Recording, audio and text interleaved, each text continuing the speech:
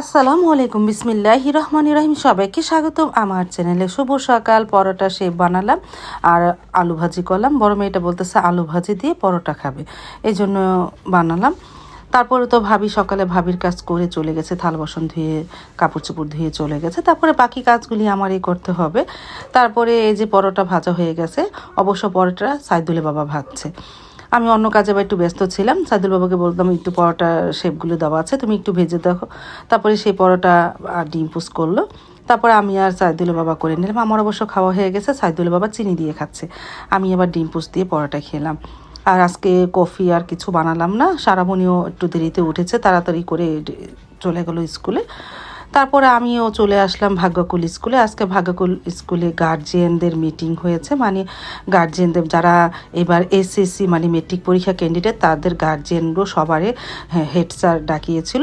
একটা সভা হয়েছে, মানে মিটিং, বাচ্চাদের পড়াশোনা কেমন এই নানান প্রসঙ্গে তোলা হয়েছিল।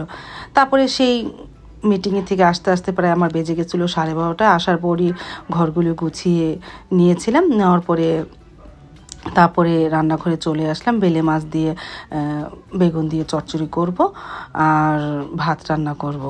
এই তারপরে এই যে ঘরগুলো তো গুছানো হয়েছে, কিন্তু ঝাড়ু দেওয়া হয়নি। আমি রান্নাটা বসিয়ে দিই, আস্তে আস্তে ঘর ঝাড়ু দিয়ে ফেলি। আজকে আর মুছবো না। আর বাহিরে তো মাশাআল্লাহ ভালো রোদ উঠেছে। ভাত তো বসিয়ে দিয়েছি, বলক আসলো। আর পাশের চুলায় মেখে ঝুঁকে বেলে মাছটা চচ্চড়িটা করে নিই বেগুন আর আলু দিয়ে। আমার কাছে এই বেগুন আলু টমেটো দিয়ে চচ্চড়িটা ভালোই লাগে, একটু ঝাল ঝাল করে করি।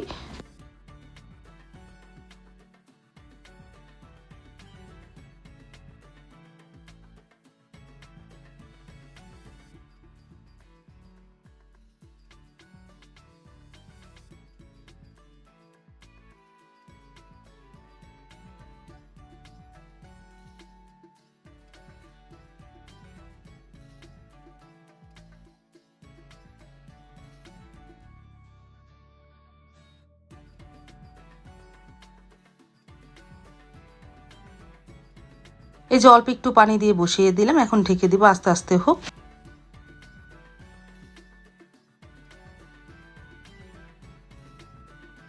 তারপরে তো ভাত আর তরকারি চুলায় বসিয়ে আস্তে আস্তে ঘরটা ঝাড়ু দিয়ে নিতেছি।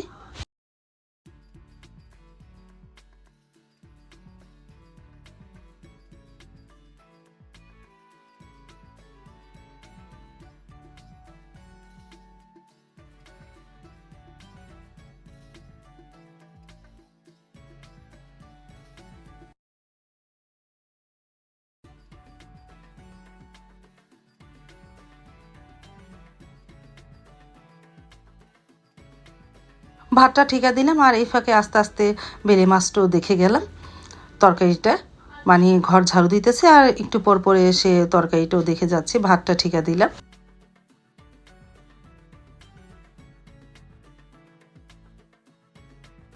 তরকারিটা প্রায় হয়ে গেছে আর সাইদুল্লাহ বাবাও চলে এসেছে প্রায় 1টা বাজে।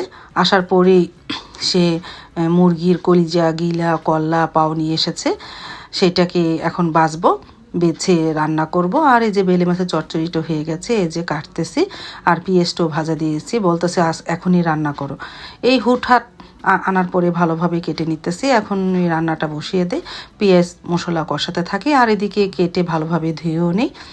তারপরে তো মশলা কষিয়ে এই দিয়ে দিলাম এগুলো, মুরগি কলিজা গিলা কল্লা পাও, পাখনা আছে, ছোটো ছোটো পাখনা আছে। আর সাথে কয়েকটা কাঁচামরিচও দিয়েছি। আর পানি দিব না, এর থেকে অনেকটাই পানি উঠতেছে। আস্তে আস্তে কষাতে থাকে, আলু তো দিব না আর পানিও দিব না। আস্তে আস্তে অল্প জালে কষাতে থাকি, তাহলে ভালোই হবে। তারপরে তো আধা ঘন্টার মধ্যে হয়ে গেল এই তরকারি। তারপরে সাইদুলের বাবা আর আমি খেতে বসে পড়লাম। মেয়েরা এখন খাবো না, ছোটো মেয়ে তো এসেছিলো টিফিন খেতে। ও গতকালকে একটু মুরগি গোস্ত ছিল আর ভাত হয়ে গেছে, ও খেয়ে চলে গেল। আর বড় মেয়ে তো আছে, ও এখন খাবে না, ও তো ভাত খায় না, ও এই যে মুরগি কলজা গিলা যা আছে বা একটু বেলে মাছের চচ্চড়ি খাবে এই। তারপরে আমি আর সাইদুলের বাবা খেয়ে নিলাম। আলহামদুলিল্লাহ বিসমিল্লাহ বলে শুরু করেছিলাম।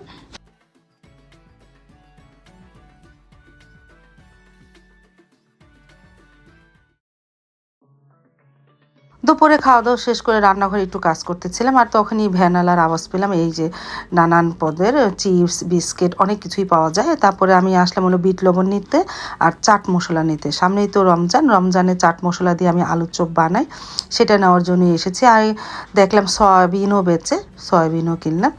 তারপরে যে পাখের ঘরে মানে রান্নাঘরে কি কাজে ব্যস্ত ছিলাম, আমি হলো চিকেন নাগেটস বানাচ্ছি। আমার নাগেটসটা আমি ভালোভাবে ব্লেন্ডারে ব্লেন্ড করি, মানে এটা আমি ইউটিউব থেকে দেখেছি, দেখেই বানাচ্ছি।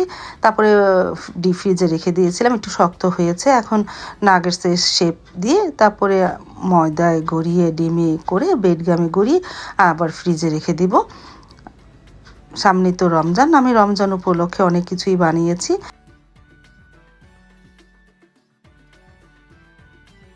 তারপর তো সন্ধ্যা না, এখন ঘড়িতে প্রায় 8টা বাজে। সাইদুল্লাহ বাবা চলে আসলো আর নিয়ে আসলো ছোট ছোট 2টা ফল। এই ফল 2টা এক একটা 50 টাকা করে। এটা কখনো তো খাইনি। সাইদুল বাবা বলতেছে তার দোকানের সামনে অনেক উঠেছে, 50 টাকা করে বিক্রি করতেছে। এই দেখো কেটেছি, ভিতরটা পুরা ন্যাসপতির মতন দেখতে, আর দানাগুলো পুরা বাঙ্গের মতন। তারপরে কাটলাম, মাশাল্লাহ মাশাল্লাহ বলবো না, আলহামদুলিল্লাহ অনেক মিষ্টি ছিল এই ফলটার নাম আমি অবশ্য জানি না। অনেক মিষ্টি। এই যে কাটলাম পুরা ন্যাসপতির মতন। সাইদুল বাবা খেয়েও খুব অবাক হলো, খুব মজা তো। তারপরে সারামণিকে দিল, আমরা খেলাম, সাবাকে ডাক দিলাম, সাবাও খেলো। অনেক অনেক মজা ছিল এটা।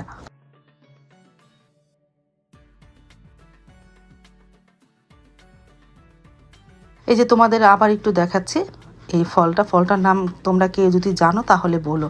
পুরা ন্যাসপতির মতন ফলটা, খেতে খুবই মিষ্টি ছিল।